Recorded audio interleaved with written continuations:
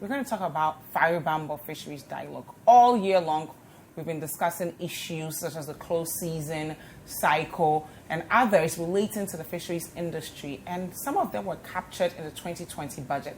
Today's conversation will focus on how satisfied people in the industry are of the things mentioned. Are we going to actually implement them, and what would that mean for, just giving the industry the energy it needs and also creating employment? Of course, Ban Bo is made possible by Oxfam, European Union, and CARE International. I have been joined by Bernard Luthrodt, who is from the Fisheries Commission, Greater Accra. He's the zonal officer. And Nene Siao, who is the chief fisherman of Pampram and member of the National Canoe Fishermen Council. Good morning, gentlemen. Good morning. How are you both doing? Fine. We are doing fine. Good. I like your attire. It's really traditional. Yeah. Bernard, let me start with you. Okay. What were your impressions of the 2020 budget, especially as it addressed some of the issues within the fishing sector? Thank you very much. Good morning to your listeners. Yeah, for Fisheries Commission, we were so happy when the President made mention of the commencement of construction of the launching and landing sites for 5 communities: Jamestown, Discoff, Teshin, Kita. Also, the Finance Minister made mention of the provision of biometric registration cards for fisherfolks. One of the main challenges we have within our fishery sector is the provision of premix fuel. And it's quite difficult to know how to allot it to the various fishermen. But with the coming in of the ID cards, it will easily be disbursed to the various fishermen. Mm-hmm. The other point too is that when the landing beach is built, it will help in creating the convenient environment for the fisher folks, and also it will create employment. Yeah. Nene, your general overview of the 2020 budget. Well, it's going to sort of augment some of our thoughts about how we should do fishing. The plan of co-management is what intrigues us a lot. That we, the fishermen, as well as the chief fishermen and government, will go, into partnership, into sort of plans as to how to govern the landing beaches, and then, regulate our fish stocks. Yes, okay. And I think that's about it. Okay. The co-management aspect of it. That is awesome. So, Mr. Luthrodt, can you talk to us about fish management, fisheries management, and if the budget captured enough of that? Yeah, the budget did. The Commission is thinking about how to cooperate with various stakeholders to find an effective way of reducing effort in the fishery sector. And it's a type of management approach.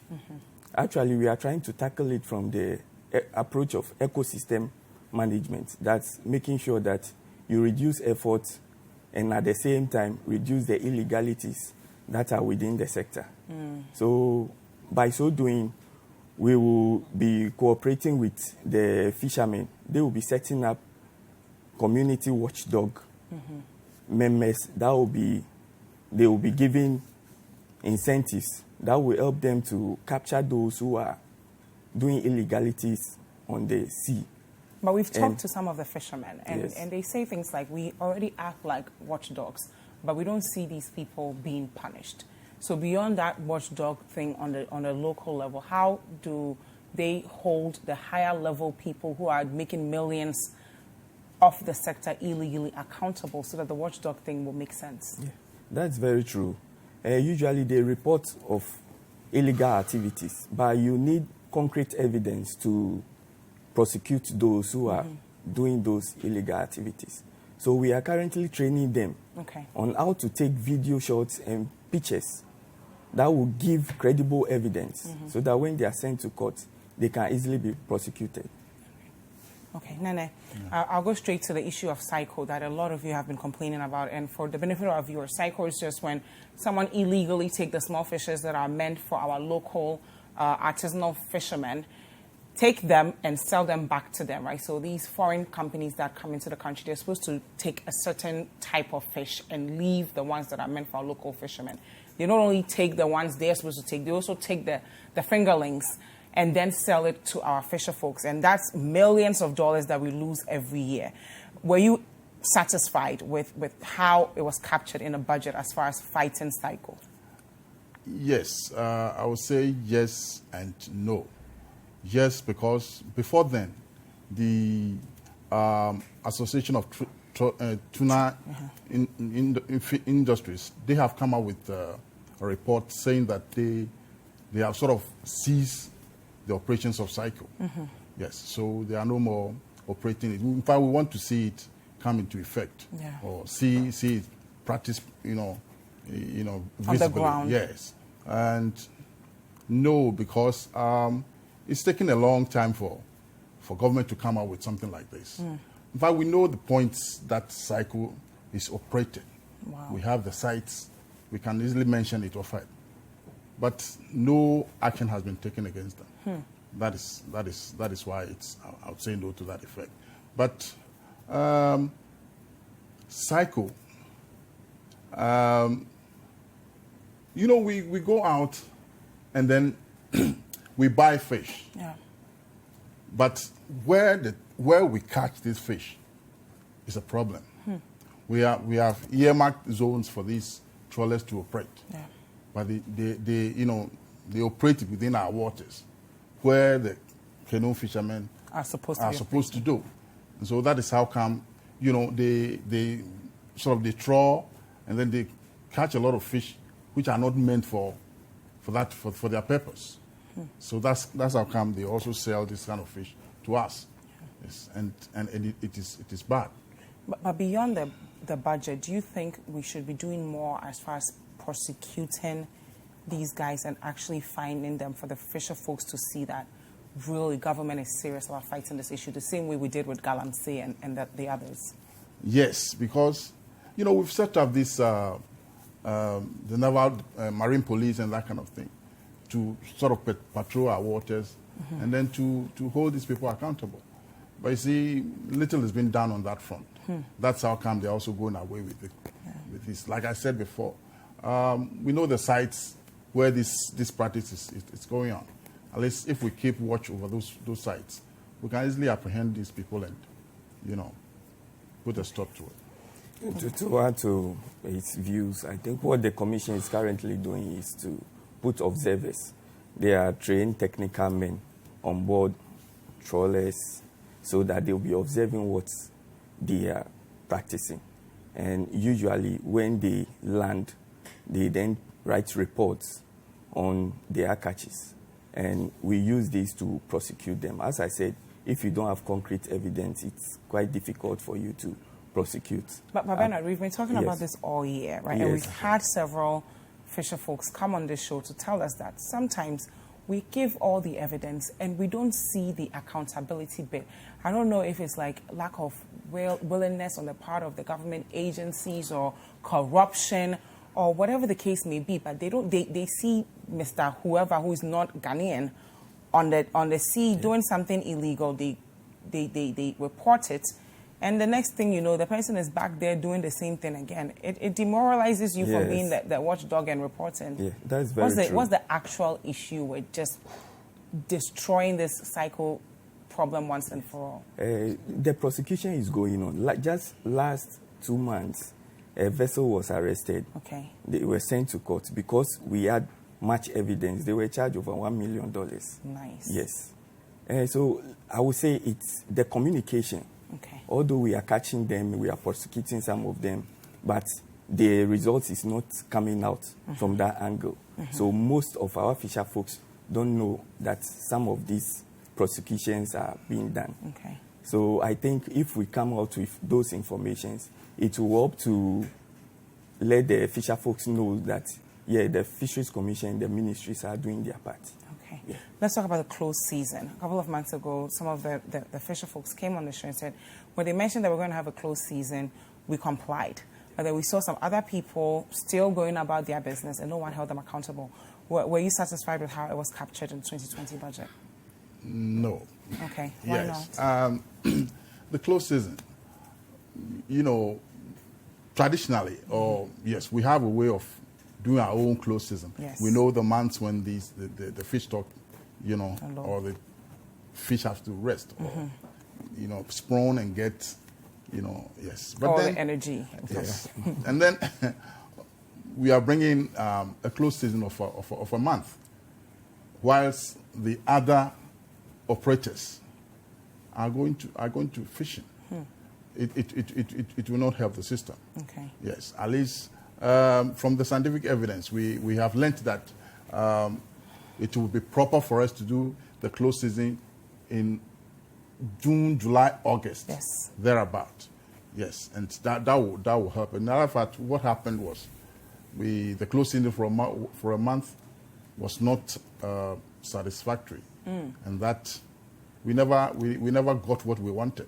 So what lessons should we apply to the close season next year and the years after? We should at least add the scientific evidence to it, okay, and then let us know exactly how to go about it, okay, and then put a stop to all fishing activities within the months that we have earmarked for ourselves, so that we can see that the sea will rest and nothing will happen within those months for us to get the bumper harvest that we wanted. Okay, but you still think the June to August months are no? good? We have to because of time. We should redirect it.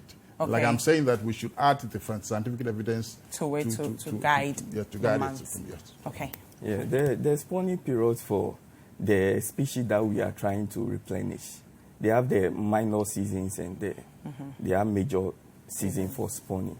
The minor season falls within May and June, and the major season falls within July, August, September. Last year we did the implementation for the artisanal sector around 15th May to 15th June, and then this year for the industrial trawlers, August, September. That's for 2 months, 1st August to 30th September. The reason why it's quite difficult to choose the major season, that's the major, that's the period that they spawn, is that it's within the time that most of our coastal communities celebrate their festivals. Okay. And they mostly use fresh fish. So it will be difficult to close the season within that period. So we make sure we involve all stakeholders so that we choose seasons that will be convenient for all. Okay. So the minor season is not that the fish do not produce at all. Some of them do. So for next year, the Finance Ministry proposed 2 months, and the Commission with all stakeholders will meet, then we'll choose the month that will favor the communities. How do we ensure that every single person will comply? Because our local fisher folks, they stopped fishing, but then they see other people fishing, and those guys are not being held accountable at all. Yes. This year, close season, per our investigation, we were surprised, especially from the artisanal sector. Almost all of them, they did the right thing. Yes, they did the right thing. And we realized that the whole challenge is about communication. Okay. Sometimes if you don't disseminate your information to them well, that's where you have difficulties. The close season, most of them thought just after the close season, they'll start getting bumper harvest.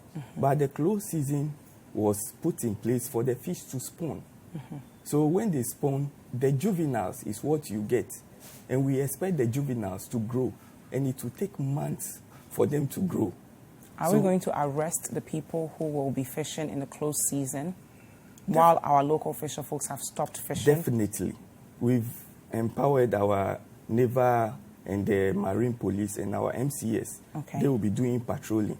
So in case they get those who are doing fishing within the close season period, they'll be arrested and prosecuted. And how realistically can we solve the issue of cycle? Because it's one thing to be in the budget, another thing to say, the reality is our fisher folks, if they go in there and they don't find anything, they still have to go buy from these illegal people. Yes. So what is that chain like to ensure that there's absolutely no supply of illegal cycle or cycle in itself, and that the fisher folks, when they go out there, they will find what they are looking for on their own? Thank you. The ministry is currently looking at the gear that the trawlers are using. The trawlers are licensed to fish demersal species. So if you've been licensed to fish demersal species and you deck and you realize that about 70 to 80% of the fish that you have on board are pelagic, that's the midsection fish, that means your gear that you are using, either you've manipulated the gear or it's not well constructed. So that's one angle the ministry is looking at. Because if they had the right thing, it won't capture... Yeah, it won't capture the pelagic, which are mainly the artisanal fisheries catches. Okay. So beyond that, the gear, what else? Beyond the gear, as I said, we put on board observers to know the type of fish that they all onto deck. How do you address the issue of corruption within that space? Yes. You know, corruption deals with humans, so sometimes it's difficult to trust somebody that you've trained. But with that, we've put on board vessel monitoring systems which take video shots of whatever is happening on deck. Nana, is that satisfying, or is there more government could be doing to end cycle once and for all? In fact, it's satisfying. I mean, we only have to hold this... the Trawler Association to their word. In fact, they are the major culprits for this cycle business, and they have assured us that they are no more bringing or doing that kind of business. So, you know, once they put a stop to it, I don't think we can get this cycle business in our ports. So we are going to hold them by their word. Now, coming into 2020, what are some of the expectations you have of the sector as far as employment and opportunities for people who are curious about venturing into the fisheries sector? Those who want to venture into the fisheries sector, currently we are saying that those within the sector, especially the fisher folks, we want to maintain the numbers. Yes, we don't want to increase the effort. So we maintain the numbers, and then, as stated in the budget, provision of 5,000 outboard motors, and then the prescribed gear, the nets that they use. Realize that most of them are not making gains because they are using outmoded outboard motors, which consume more fuel. So the government is trying to liaise with private companies to provide them outboard motors at subsidized rates. And also the nets that they use. Some of them are using illegal nets, the monofilament nets, which we've been educating them that those nets usually do the ghost fishing. And it also ends up polluting the sea. So that's what we are trying to, one of the areas we are trying to tackle come next year. Nene? We are, in fact, we're asking the Commission to sort of import the right nets, so that we can put a stop to those monofilament nets that we are using. And well, what else would I say on this budget? The minister promised about 6,500, yes, and then the president also said 5,000. But we don't know which is which. But how would that even increase productivity in the sector? It would, because in fact, the machines are what we normally use, and you know, it helps a lot. You see, we sort of trek we trek to deeper waters. Yes. And that's where we normally get our catch. So you need the right. So we need the right machines to sort of do the expedition. What more attention should we be paying to the sector to ensure that it doesn't end up like the way our poultry sector is right now? So come 2025, we can say every single fish in this country, we grow them locally and they are good for us. Yes. We'll say that give the recognition to the chief fishermen. Okay. Because they are the custodians of the beach. And then they know what goes, every bad thing starts from the beach. Yeah. Every good thing ends at the beach. Yeah. So they know what to control and what not to control. You see? So if you give them the powers to sort of manage the beach like we are being taught now about this co-management issue, they can bring out all the bad things that, you know, we see at the beaches. And then they can also sort of add their voice to prosecuting and then, you know, shaming the culprits. Yeah. You see, but if we say that we are going to be governed from the top, we receive instructions from the top without getting to the ground, at least the work done will be zero. You see, because we talked about illegal fishing with lights and that kind of thing. The lights and the canoes that go to the live fishing, they all start from the beach. You see, so if you give the responsibility to the chief fisherman to do that, and then hold him accountable, I think these illegal things will come out. But is that issue a case of illiteracy or poverty? Is it that I don't know which materials to use, or I don't have enough money to even afford the right materials to use when I go out there to fish? They know. Everybody knows what the right but it's getting access to it that's the problem. Okay. We don't have the money to buy the proper nets to use in fishing. And then what we want is what we get. Yes. So the nets will help us get what we want. So why then should we go in for the proper one, which is expensive? That's why I'm saying that the Fisheries Commission or whatever to look at those sectors. They import the right gear, supply with the right gear, and then they can make away with these monofilament nets. So Bernard, are you including all these stakeholders from the very beginning so that you ensure that what you're getting is even relevant to their needs? And secondly, how do you do like a grassroots, ground-up approach as opposed to the top-down approach? Yes. We are actually involving them. That's why we are bringing the co-management system, which is one of the approaches that we are trying to tackle our challenges from. Also, from next year, we will be introducing the PDS. That's not the PDS we know. Wow, that's pelagic. This is a pelagic data system, which the small equipment that will be fixed on their canoes, which will help the commission to send signals to the commission's office, a specialized place that will get to know where most of them go. But what's the communication like between the two bodies currently before we even apply technology? Do you get a sense that the chiefs are empowered enough to see the commission as a partner? Do they feel as though their views are just as important as any other person, so that now when you add the technology, it makes sense, right? Yes. For the empowerment, it's not that strong, and that's what we are working on. Why is that? Yeah, most of the communities, the fisherfolks, because they've not been getting the fish, they feel they have to do whatever it takes to get the fish. So they don't listen to their chiefs. And usually when the technical officers from the Fisheries Commission visit them and try to tell them the right thing, educate them on the right thing to do, they ignore that. But we also want to Is it because of the approach that your guys are taking, or they genuinely don't want to listen? It's partly because of the approach. And also because of education.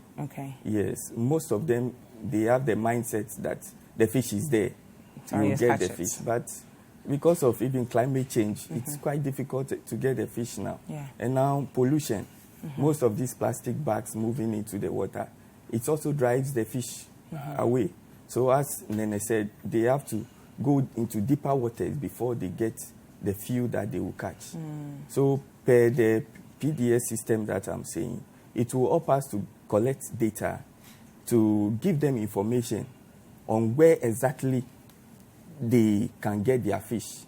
Because the data that will be sent will be analyzed. Then we'll collaborate with them and know the particular fish that they are getting. Even when they are getting the juvenile, we'll be able to know. And this is being done with the help of EU and Oxfam. Yeah. Yes, and Care International. That's true. That's great. Nene, so all year long, this is December. I think this is our last fisheries dialogue. The next time we see each other will be in 2020. Yes. Okay. We've discussed the problems as far as management issues, lack of communication between all the stakeholders. We've talked about cycle and how, it's stealing millions of dollars from our fisher folks and the country. And we've also talked about just even provisions of materials that will help increase productivity of our fisher folks. Yes. What's the solution moving forward? How do we ensure that this time next year, when you come to sit here, you'll be more satisfied with all the changes that have gone on within the sector? Well, implementing exactly what we have set for ourselves to do.